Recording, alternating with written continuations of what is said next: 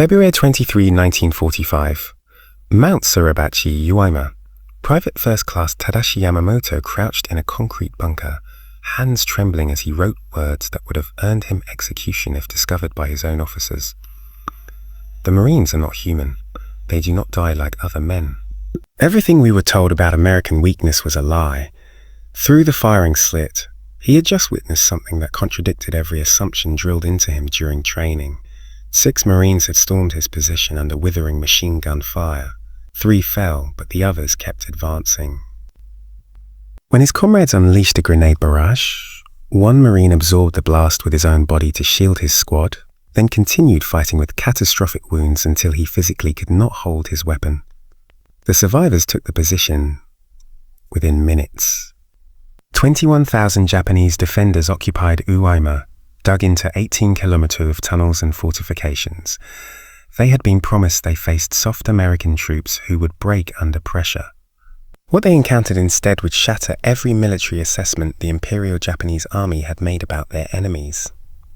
The mathematics of this miscalculation were being written not in strategic plans, but in the savage reality of close-quarters combat that would leave 26,000 Marines as casualties in just 36 days. The collapse of Japanese confidence had begun long before Uema. August 7th, 1942, Guadalcanal in the Solomon Islands.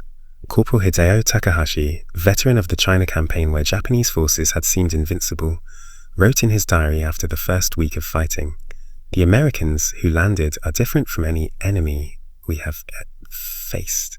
They do not retreat when surrounded. They do not surrender when their position becomes hopeless. Most disturbing, they fight at night, as if darkness gives them strength rather than fear." Guadalcanal was Japan's first offensive battle in the Pacific, and the Imperial Japanese Army expected an easy victory over inexperienced American forces. The 1st Marine Division that came ashore numbered just over 16,000 men. Japanese military intelligence had described Marines as elite troops, still Americans, products of a soft democratic society that valued individual comfort over collective sacrifice. Within days, every assumption proved catastrophically wrong. Lieutenant Shigeru Fukodome commanded a reinforced company ordered to retake Henderson Field on the night of August 20th. His unit of 200 men had defeated Chinese divisions 3 times their size. They advanced in textbook fashion, confident that Americans would panic in darkness. The Marines were waiting in carefully prepared positions with interlocking fields of fire. Fukuadome's company walked into a killing ground. What happened next defied everything in Japanese tactical doctrine. Rather than fortify and defend, the Marines immediately counterattacked into the darkness using automatic weapons with devastating precision. Fuku's diary, recovered after his death 3 days later, recorded his shock. "They attacked us in the night. We are the ones who attack at night. They moved through jungle we considered impenetrable. They killed in silence, then vanished. By dawn, 90 men remained from my company." The Americans had suffered 12 casualties, the pattern repeated across Guadalcanal. Japanese forces, accustomed to enemies who crumbled under banzai charges, discovered Marines who held positions until physically overrun, then fought hand-to-hand with bayonets, knives and fists. Sergeant Kenji Matsumoto, who survived 4 months on Guadalcanal before evacuation, wrote in a letter intercepted by American intelligence, "We were taught the Americans are individualistic, that they will not sacrifice for their comrades. This is false." I watched a Marine machine gunner continue firing with both the legs shattered until Japanese infantry killed him at arm's length. His assistant immediately took the weapon and continued firing. We lost 40 men to that position. The Marine training that created such soldiers baffled Japanese military analysts. Private Yamamoto, who would later face Marines on Uema, first learned of them during intelligence briefings in 1943. The instructor, a staff officer who had interrogated captured Marines, seemed genuinely disturbed. The American Marines undergo training that would be considered criminal abuse in any civilized army. They are broken down mentally and physically, then rebuilt into something that barely resembles the soft civilians who entered. They are taught to view death in combat as honorable, to never surrender, to fight until physically incapable. This sounds familiar. Yes, they have copied our Bushido, but added something we did not anticipate. American industrial capacity, the combination proved devastating. Japanese soldiers trained in the code of Bushido expected death before dishonor, but they fought with equipment increasingly inferior to American weapons. Marines underwent training nearly as harsh as Japanese soldiers endured, creating warriors just as willing to die. But those Marines landed with overwhelming firepower that made Japanese positions untenable. November 20th, 1943. Tarawa Atoll Rear Admiral Kai Shibasaki commanded 4,500 defenders in fortifications considered impregnable. The 2nd Marine Division proved him wrong in 76 hours. Private First Class Tadashi Ogawa, one of only 17 Japanese survivors, told interrogators what he witnessed. The first wave was massacred in the water. We killed hundreds. More craft arrived. The second wave died on the beach. More came. The third wave reached our positions with flamethrowers. They did not stop until we were dead, or they were. The mathematics were brutal. Nearly 6,400 men died on Tarawa in 76 hours. The Marines who survived had demonstrated they would take any objective regardless of cost. Documents captured on Saipan in 1944 revealed Japanese intelligence reports describing Marines as, quote, shock troops, displaying fanatical devotion to objectives. Marines refuse orders to retreat and will counterattack even when tactically disadvantaged. Casualties inflicted on Marines do not degrade unit effectiveness until the unit is completely destroyed. End quote. This classification emerged from systematic study. Captain Yoshio Kobayashi, who survived Guadalcanal, provided detailed comparisons. American Army infantry tactics are sound and conventional. The Marines operate differently. They advance aggressively regardless of casualties. They accept casualty rates that would cause any rational commander to hold. This is unprecedented. The speed of Marine operations proved as devastating as their firepower. Lieutenant Colonel Kunio Nakagawa, who commanded on Peleliu, planned defenses based on previous campaigns where American forces paused after landings. The Marines never paused. They landed September 15th at 8:30 and controlled half the airfield by nightfall. Nakagawa's diary recorded his shock. My defensive plan collapsed because it assumed the enemy would act rationally. The Marines do not act rationally. They act with total commit regardless of circumstances. This total commitment manifested in ways that seemed suicidal to Japanese observers, but proved devastatingly effective. Sergeant Shunji Matsumoto, captured on Bougainville, described watching a Marine platoon assault a fortified hilltop position. The approach was across open ground swept by machine gun fire from 3 bunkers. Japanese doctrine would have required extensive artillery preparation followed by infantry assault under smoke cover. The Marine lieutenant assessed the position for perhaps 30 seconds, then ordered the assault with no preparation. The platoon charged directly into the fire. 7 men fell in the first 20 seconds. The survivors reached the first bunker and destroyed it with grenades and demolition charges. 3 more men fell assaulting the second bunker. The remaining Marines took it. The third bunker fell to the last 5 men standing. The platoon suffered 12 casualties from 37 men to take a position we considered impregnable. The entire action took 4 minutes from order to completion. This was not courage. This was systematic application of acceptable casualties to achieve objectives faster than we could respond. The concept of acceptable casualties horrified Japanese officers trained to value their soldiers' lives within the context of achieving objectives. Marines calculated casualties as the cost of victory and paid that cost without hesitation when the objective warranted it. This created a psychological advantage beyond material superiority. Japanese commanders, knowing Marines would accept 50% casualties to take a position, faced impossible decisions. Defend with insufficient force and lose the position. Defend with adequate force, but weaken other positions. Abandon the position and cede terrain. Every option led to defeat. The only variable was timing. Major Yoshi Takahuri, senior staff officer on Oyama, who survived the battle, analyzed this dilemma in post-war interrogations.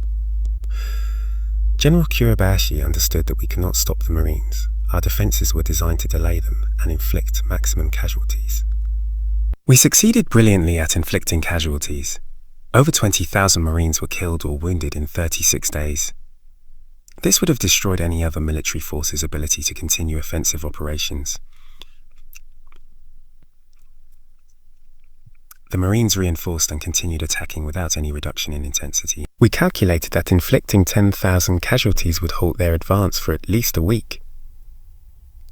They suffered 10,000 casualties in the first week, and their advance never slowed. This revealed the fundamental imbalance. They could replace casualties faster than we could. They had 50 Marine divisions in the Pacific Theater or training in the United States. We had finite defenders on each island. Mathematics dictated our defeats. The mathematics extended beyond simple manpower. Marines landed with logistical support that enabled sustained operations at intensities Japanese forces could not match. Second Lieutenant Toshio Yamamoto, captured on Saipan, witnessed the contrast firsthand during a nighttime infiltration. I led a patrol to observe American positions 3 days after their landing. We expected to find exhausted troops with limited supplies as Japanese forces would have been after 3 days of intense combat on a contested beachhead. Instead, we found Marines eating hot food, receiving ammunition resupply by truck with medical tents treating Tamatum wounded and rest areas where units rotated off the line. Their supply dumps contained more ammunition than my entire regiment possessed. They had mobile kitchens preparing fresh meals. They had portable showers and laundry facilities. They were fighting the most intense battle of the Pacific War and living better than we did in garrison. This demonstrated that defeating them was impossible. They would never run out of food, ammunition, medicine, or replacements. We would. The relentless American logistics created a form of attrition warfare that favored Marines despite higher initial casualties. Japanese defenders fought from fixed positions with limited supplies and no reinforcement. Every casualty was permanent. Every round of ammunition expended could not be replaced. Marines fought from an expanding beachhead with supplies arriving daily by ship and air. Casualties were evacuated and replaced. Ammunition was unlimited. The longer a battle lasted, the weaker Japanese defenders became while Marines grew stronger. This dynamic proved decisive on Peilu, where Colonel Nakagawa's defense lasted from September 15th to November 27th. 1st Marine Division suffered such heavy casualties that it was withdrawn and replaced by elements of 81st Infantry Division in October. A 2nd Marine Division continued operations until Army units relieved them. The battle that Japanese planners expected to last 1 week lasted 11 weeks. Japanese defenders inflicted over 10,000 American casualties, but the Americans could afford those losses and continue attacking. Japan could not afford to defend every island at such cost. The arithmetic was unsustainable. The unsustainability became clear to Japanese military leadership by mid-1944. Intelligence summaries distributed to garrison commanders acknowledged that Marines could not be stopped, only delayed. One document captured on Tinian provided guidance that revealed complete abandonment of any hope for victory.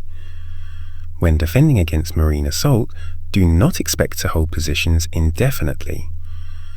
The objective is to delay the American advance sufficiently to enable other strategic objectives. Each day of resistance is valuable. Each Marine killed or wounded is valuable. But understand that the position will fall. Prepare accordingly. Stock positions with maximum ammunition. Create redundant defensive positions. Plan to fall back in stages. Accept that you will likely die in the defense. Your sacrifice buys time for the Empire. There is honor in this sacrifice, even without victory. This grim calculus defined Japanese defensive strategy for the final year of the Pacific War. Defenders no longer fought to win battles. They fought to make those battles so costly that Americans might negotiate rather than invade Japan itself. Marines, by accepting casualties that would have forced other armies to halt, negated this strategy. They paid the price demanded and continued advancing. No cost was too high. No position was too strong. The offensive never stopped. Private Tadashi Gawa, one of the few survivors from Teruwa, later described the psychological impact of facing such an enemy. After the first day of battle, we knew we would lose. The Marines had landed in overwhelming force. They had naval gunfire that destroyed our positions. They had air support that bombed us continuously. but we still believed we could make them pay such a terrible price they would reconsider future invasions. Then we watched them continue attacking despite horrific casualties. They walked through machine gun fire that killed dozens. More Marines came behind them. We killed them too. More came. We fought for 3 days with absolute commitment. We inflicted thousands of casualties. We died almost to the last man, and the Marines took Tarawa on schedule. They paid the price we demanded and continued their advance across the Pacific. That was when we understood the war was lost. An enemy who will pay any price to win cannot be defeated by making victory expensive. This realization spread through the Japanese military as survivors from each battle carried their experiences to the next. By the time Marines landed on Uima in February 1945, every Japanese defender knew they faced the most implacable enemy in the Pacific. They knew they would die. They knew the Marines would take the island. The only question was how many Marines would die with them. General Kurabayashi's defensive plan accepted these realities and built strategy around them. His orders to troops acknowledged what official propaganda denied. We cannot win this battle. We can only make the Americans bleed for every meter of ground. That is our mission. Accept death, inflict casualties, delay their advance. This is how we serve the Empire in its darkest hour. This assessment proved accurate in battle after battle. February 19, 1945, D-Day Onuma provided the most comprehensive Japanese military analysis of Marine capabilities. General Tadamichi Kurabayashi, arguably the most capable defensive commander Japan fielded in the Pacific, spent months studying Marine tactics and creating defenses specifically designed to defeat them. His preparations were extraordinary. But before I tested Kurabayashi's theories, Marine raiders had demonstrated capabilities beyond standard excellence. These elite units conducted deep penetration operations that created terror disproportionate to their small numbers. Japanese forces discovered that raiders operated in darkness with devastating effectiveness. Colonel Kono Ichiki learned this fatally on Guadalcanal in August 1942. His 900 men had defeated Chinese forces through aggressive night attacks. Japanese doctrine held that Americans feared darkness. Akai planned a textbook night assault against Marine positions on the Tanari River. Raiders from 1st Marine Raider Battalion waited in prepared positions. Ichiki's force waded into the river at 130 hours on August 21st. Raiders opened fire at point-blank range with automatic weapons supported by pre-registered artillery. The battle lasted 20 minutes. Japanese casualties exceeded 700 killed. The Marine casualties numbered 35. The raiders were eventually disbanded and integrated into regular Marine divisions in 1944, but their tactics spread throughout the Corps. Kya, standard Marine infantry, employed techniques raiders had pioneered. Night patrols probed continuously. Seti, small units made independent decisions. Communications allowed unprecedented coordination. The result was an enemy that fought 24 hours per day with intensity Japanese forces could not sustain. Corporal Hideo Takahashi, who fought on 3 islands before his capture on Okinawa, summarized the experience. The Marines never stopped. Day attacks with overwhelming firepower. Night attacks by small units infiltrating our positions. Constant artillery harassment preventing rest. Air attacks throughout daylight hours.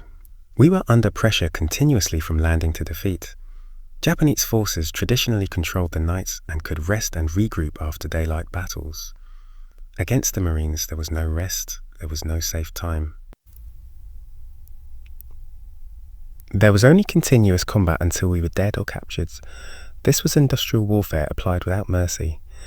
The industrial aspect of Marine operations fascinated and terrified Japanese military analysts. Unlike Japanese forces that relied on spirit and individual sacrifice to overcome material limitations, Marines systematically applied maximum force to every problem. When faced with a fortified position, they did not rely on courage or clever tactics.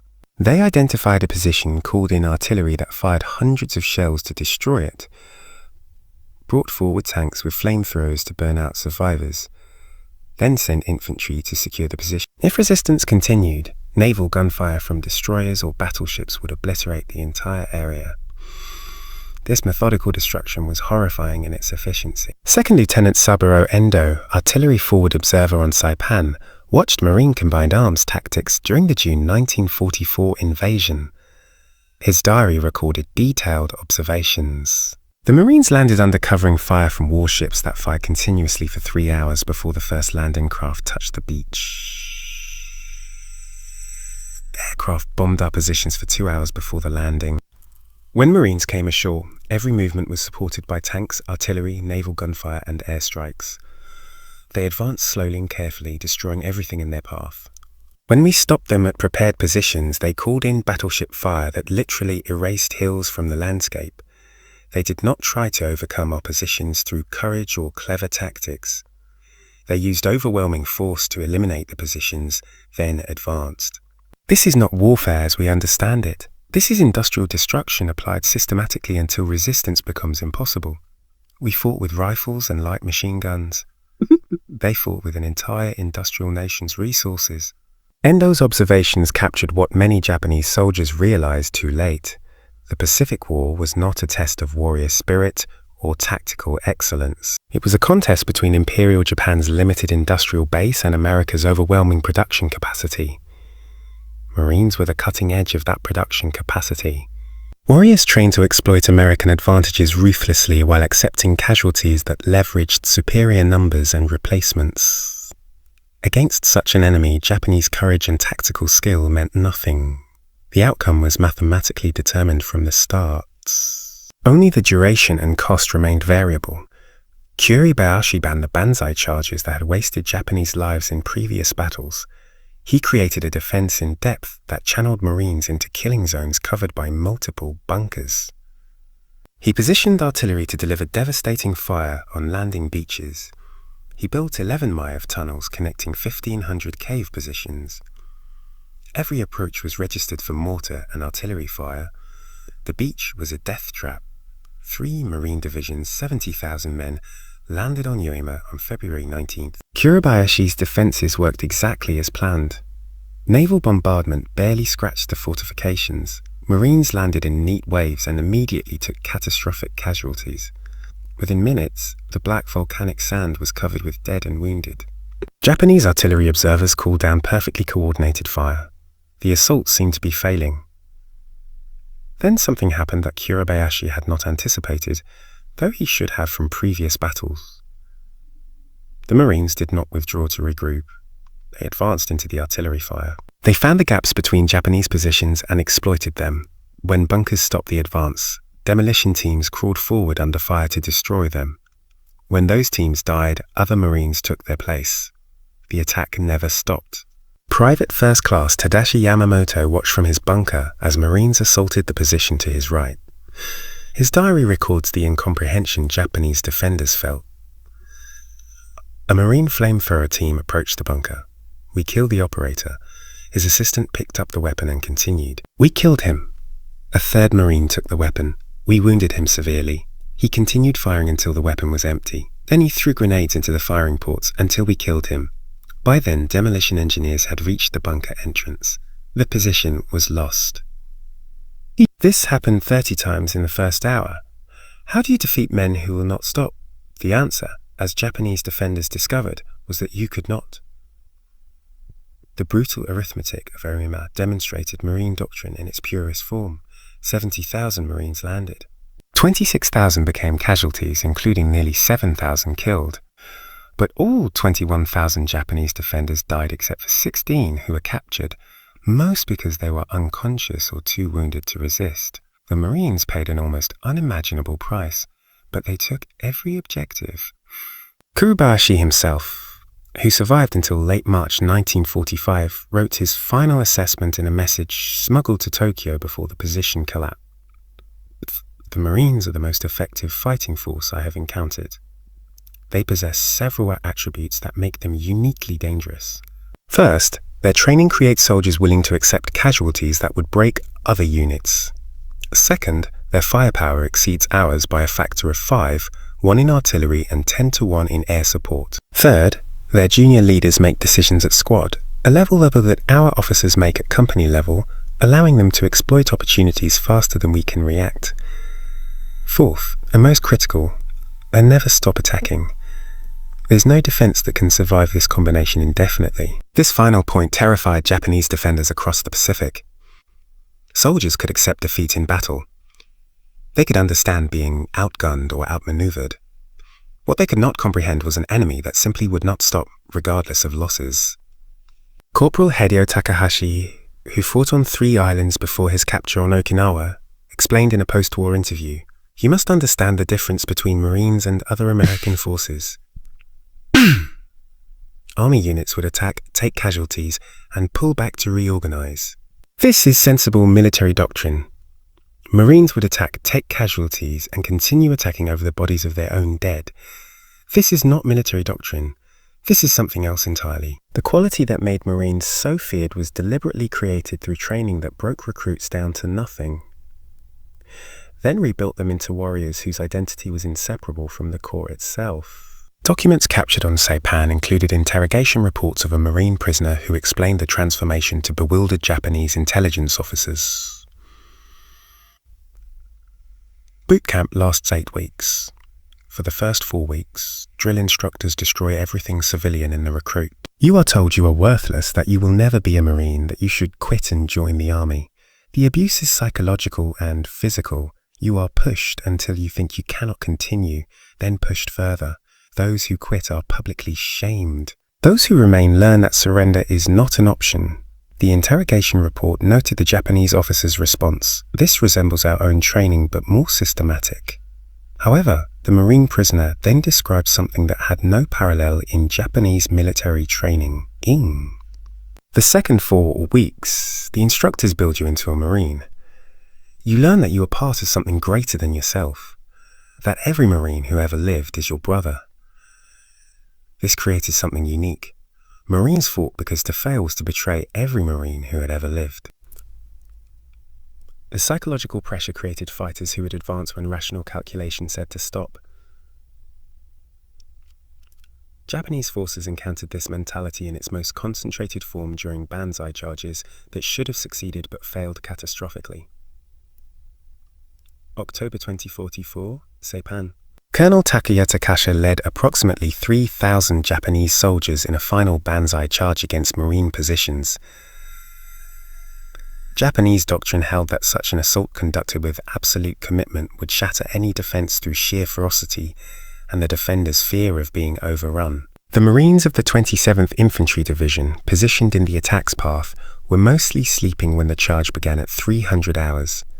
Japanese soldiers poured into the Marine lines, screaming, bayonets fixed, overwhelming forward positions through sheer numbers. Traditional doctrine would call for a fighting retreat to regroup. The Marines counterattacked immediately. Officers and sergeants organized desperate defensive stands at key positions. Marines used every weapon available, from artillery firing at point-blank range to trench knives in hand-to-hand combat. The fighting lasted 4 hours. When dawn broke, Japanese bodies covered an area 500 m deep. American casualties numbered 90 killed and 247 wounded. 3,000 Japanese soldiers died. Private First Class T. Yoshida survived the charge with severe wounds. His interrogation report filed 3 days later captured the shock Japanese soldiers felt. We were told that Americans fear close combat, that they rely on firepower because they are cowards at heart. We charged into their positions expecting them to break. They fought us hand-to-hand and defeated us. I saw a Marine sergeant kill 7 men with a bayonet and a pistol before he fell. This is not cowardice. We were lied to. The lies extended to every aspect of Marine capabilities. Japanese propaganda had spent years describing Americans as soft, individualistic people who could not withstand hardship. Marines sleeping in foxholes filled with water, eating cold rations for weeks, fighting in 100-degree heat with 80% humidity contradicted those claims. Japanese soldiers supposedly trained for hardship watched Marines thrive in conditions that taxed Japanese endurance to its limits. Corporal Kenji Matsumoto, who survived Guadalcanal before transferred to Bougainville, where he was captured in February 1944, described the contrasting conditions. We were on reduced rations by September 1942, rice twice per day, sometimes less. We supplemented with anything edible we could find in the jungle. We watched the Marines eat 3 full meals daily, sometimes more. They received regular resupply by air and sea. They had fresh water, medical supplies, ammunition without limit. We realized we were fighting an enemy who would never run out of resources. That understanding broke something in us. The material superiority Marines enjoyed was devastating. When faced with fortified bunkers, Marines called in artillery that delivered hundreds of shells in minutes, brought forward Sherman tanks with flamethrowers, and used naval gunfire that could level hills. If that failed, demolition teams would pack hundreds of pounds of explosives against positions. Lieutenant Shigeru Fuku, before his death on Guadalcanal, wrote the most comprehensive analysis of Marine combined arms tactics captured during the war. The Marines do not fight like individual soldiers. They fight like the parts of a single machine. Riflemen fix our position. Machine gunners suppress our fire. Mortimer delivers smoke to blind our observers. Artillery destroys our bunkers. Tanks advance with infantry following. Aircraft bomb any position artillery cannot reach. This happens within minutes of contact, coordinated by junior officers using radio. We cannot counter this because we cannot coordinate at the same speed. By the time our commander understands the situation and issues orders, the Marines have already moved to exploit our weakness. This speed of execution was possible because Marines delegated authority to the lowest possible level. Sergeants made decisions that Japanese doctrine reserved for captains. Corporals led assaults that required a lieutenant's authority in the Imperial Japanese Army. The result was an enemy that adapted faster than Japanese forces could react. When a bunker stopped a Marine advance, a sergeant would immediately redirect the attack through a different approach while calling in, supporting fire, all without waiting for orders from above. Japanese defenders often found themselves fighting enemies who appeared in unexpected directions because Marines had identified and exploited weaknesses before Japanese commanders recognized they existed. The most feared Marine weapon was not rifles or artillery, it was the flamethrower. Japanese soldiers trained to die honorably in combat discovered that flamethrowers offered no honorable death. Corporal Hideo Takahashi, captured on Okinawa with burns covering 40% of his body, described the psychological impact. We were taught to accept death in battle as glorious. Death by bullets, bayonets, artillery, these are warriors' deaths. Fire is something different. You watch flames approach your position. You smell comrades burning alive. You hear the screaming. There is no glory in this death. It is industrial slaughter. This is what the Marines understood that we did not. Modern war has no place for glory. It is about killing the enemy as efficiently as possible using the best tools available. This realization came too late for most Japanese defenders. By 1944, every Japanese soldier in the Pacific knew that facing Marines meant facing the most lethal combination of training, equipment, and doctrine the Americans possessed. Intelligence reports distributed to garrison forces described Marines with a mixture of respect and dread that bordered on superstition. One document captured on Tinian in July 1944 provided detailed guidance on defending against Marine assaults. The report acknowledged several facts that contradicted years of Japanese propaganda. First, Marines are physically larger and stronger than Japanese soldiers on average due to superior nutrition since childhood. Second, Marines receive more ammunition, better weapons, and more reliable equipment than Imperial Japanese Army troops. Third, Marine training emphasizes marksmanship to a degree unmatched by Japanese forces. The average Marine rifleman can hit targets at ranges where our soldiers cannot. Fourth, Marines operate with air and naval support that we cannot match or counter. Fifth, and most critically, Marines are trained to believe surrender is unacceptable. They will fight to death or victory. There is no third option.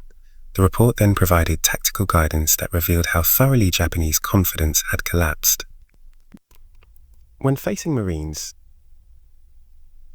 do not expect them to retreat.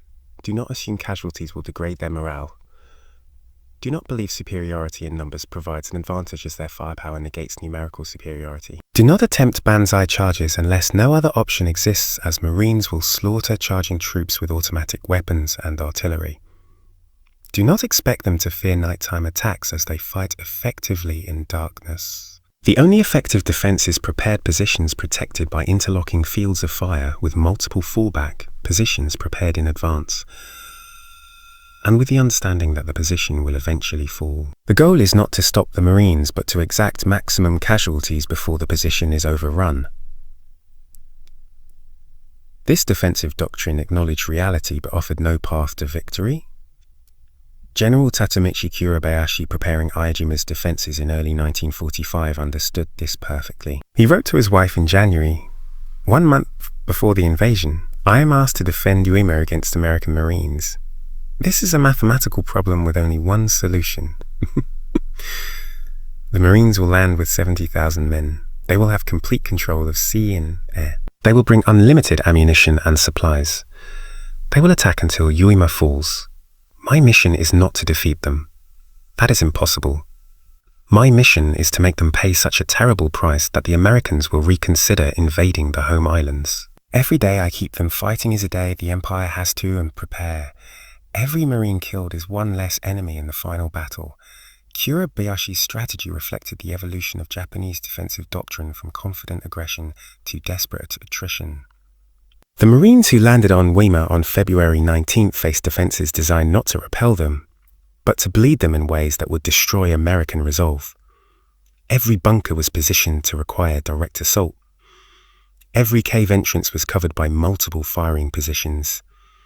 Every meter of ground cost lives to take. The strategy failed because it misunderstood Marine culture. High casualties did not break Marine morale. They reinforced it. Every fallen Marine demanded vengeance. Every day of brutal combat strengthened survivors' determination to win. The worse the fighting became, the harder Marines fought. This was incomprehensible to Japanese military thinking, which assumed that even fanatical troops had a breaking point. Private First Class Tadashi Yamamoto, who survived until March 10th before dying in his bunker, wrote his final diary entry the night before. "Tomorrow, the Marines will reach this position. We have killed hundreds of them in the past 3 weeks. More arrive every day. They do not weaken. They do not slow down. They do not stop. I thought our spirit was stronger than American materialism. I was wrong. The Marines have both spirit and material. They have courage equal to ours combined with weapons and supplies we cannot match. They are what we claim to be. We are what we claimed they were. This is the truth we die knowing." His bunker was destroyed the next morning by a Marine demolition team after a 6-hour battle that killed all 11 defenders and wounded 3 Marines. The position delayed the Marine advance by exactly 40 minutes before being bypassed by other units that continued advancing, while combat engineers reduced the bunker. This pattern repeated across Uema thousands of times. Japanese defenders fought with desperate courage, inflicting terrible casualties, achieving nothing except their own deaths. The campaign ended on March 26. The final statistics told the story of what happened when Marines fought the best defenses Japan could create. 21,000 Japanese defenders died. 16 surrendered, most because they were unconscious or physically incapable of resistance. The Marines suffered 26,000 casualties from 70,000 men committed, nearly 40% casualties. Any other military force would have required months to recover. 3rd, 4th, and 5th Marine Divisions were back in action within 6 weeks. This ability to absorb casualties and continue fighting became the defining characteristic that most terrified Japanese defenders. Corporal Kenji Matsumoto, imprisoned in Hawaii after his capture, explained in a 1946 interview what Japanese soldiers felt facing Marines. "The worst part was knowing they would never stop. You could kill half a Marine unit and the survivors would continue attacking. You could wound their leaders and sergeants would take command. You could fight them to exhaustion and they would attack again the next day. There was no way to win. You could only kill them until they killed you. That is not war. That is mutual annihilation. And the Marines had more men than we did." The American industrial capacity that produced waves of replacement Marines astonished Japanese military planners. Intelligence reports from late 1944 noted that Marine divisions suffered 75% casualties on Plu in September 1944, then returned to full strength within 3 months. Those replacements landed on Uima in February and fought with the same effectiveness as veterans. This ability to regenerate defeated units was beyond Japanese capability. The Imperial Japanese Army had no comparable training system, no replacement pipeline that could maintain unit quality while absorbing catastrophic losses. American efficiency extended to every aspect of Marine operations. Wounded Marines received medical treatment within minutes of being hit. Casualty evacuation by air and sea moved wounded men from battlefield to hospital ship in hours. Blood plasma, antibiotics, surgical care that saved lives at rates unprecedented in military history. Japanese wounded often died from lack of medical supplies, from infected wounds, from injuries that American medicine routinely treated. Captured Japanese soldiers watched Marines, who should have died from wounds that would have killed Japanese soldiers instead, survive to fight again. The final humiliation came after Japanese surrender in August 1945. Marines occupied Japanese home islands expecting resistance from a population indoctrinated to die rather than submit. Instead, they found exhausted people grateful the war had ended. Private First Class Tishi Yoshida repatriated in 19 Slations Safe 46 after recovering from wounds received on Saipan described his return home. Everything we were told was lies. The Marines did not torture prisoners, they provided food, medical care, shelter. They treated us better than our own officers had. The Americans were not barbarians. We were the barbarians. This knowledge destroyed what remained of our faith in the Empire. Thousands of former Japanese soldiers reached similar conclusions. The post-war interrogation reports revealed common themes. Fusai, respect for Marine fighting qualities, bitterness toward Japanese leadership that had lied about American capabilities, recognition that the war had been hopeless from the start because Japan could not match American industrial capacity or the fighting quality of troops like the Marines. The most comprehensive assessment came from General Tadamichi Kiribayashi's final message from Uima, delivered through desperate radio transmission on March 21st, 5 days before the island fell. He wrote, "I have fought the Marines for 31 days. They are the finest soldiers I have encountered. Their training is superior. Their equipment is overwhelming. Their courage equals ours. And their numbers are endless. Japan cannot defeat such an enemy. We can only die fighting them and hope that our sacrifice buys time for peace negotiations that preserve something of our nation." To my fellow officers preparing to defend the home islands, know this, the Marines will come. You cannot stop them. You can only make them pay in blood for every meter of ground. Perhaps if the price is high enough, they will negotiate rather than destroy everything. That is our only hope. That hope died with the atomic bombs in August. But Kiribayashi's assessment of Marines proved accurate. They were the tip of the spear that broke Japanese defensive lines across the Pacific. They paid a terrible price with casualty rates that would have destroyed lesser organizations. But they never broke, never retreated, never surrendered an objective. They were exactly what Japanese propaganda had claimed the Imperial Japanese Army was. Invincible warriors who would fight to death before accepting defeat. The final irony was that Marines achieved this through systematic training and overwhelming material support, not through mystical warrior spirit or racial superiority. They proved that modern warfare required both courage and industrial capacity, both training and technology, both individual sacrifice and national resources. Japan had courage and training. America had everything. The Marines embodied that totality in a way no other American unit matched. Japanese veterans recognized this distinction. Corporal Hideo Takahashi, interviewed in 1975 as an old man, summarized what his generation learned fighting Marines. "We were taught that spirit conquers material, that our will to die made us invincible. The Marines taught us that spirit plus material conquers spirit alone. They were as willing to die as we were, but they had Sherman tanks and naval gunfire, and unlimited ammunition and air supremacy and medical care and food and all the resources of America behind them. We had our rifles and our courage and promises of victory. That was not enough. It was never going to be enough. The Marines proved that on every island they took. The statistical record supports this conclusion. Marines fought in every major Pacific campaign from Guadalcanal in August 1942 to Okinawa. In June 1945, they suffered 86,000 casualties, including 19,500 killed. But they never failed to take an objective, never abandoned a position once captured, never gave Japanese forces reason to believe Marines could be defeated through superior tactics or fighting spirit. The price was terrible, the results were absolute. Japanese military analysts studying Marine operations after the war reached unanimous conclusions. The Marines represented the ultimate expression of American military power. They combined warrior ethos matching Japanese Bushido with industrial resources, matching American production capacity. They trained soldiers willing to die for victory, while providing those soldiers with weapons and support that made victory possible. This combination was unbeatable. The lessons learned came too late for the 21,000 Japanese soldiers who faced Marines on Uima, or the 30,000 who fought them on Okinawa, or the hundreds of thousands who prepared to fight them on the home islands before surrender ended the war. Those men knew only that Marines were the enemy they feared most, the enemy their officers could not stop, the enemy who would keep coming regardless of casualties until every Japanese defender was dead. Private First Class Tadashi Yamamoto's final diary entry, written hours before his death in a bunker on Uima, captured this knowledge.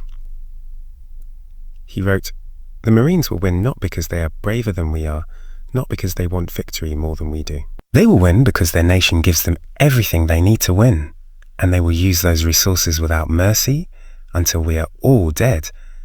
This is the truth our leaders should have told us. We are samurai fighting with swords against men with machine guns who also have the spirit of samurai." There was never any hope. There was only death. His bunker fell the next day.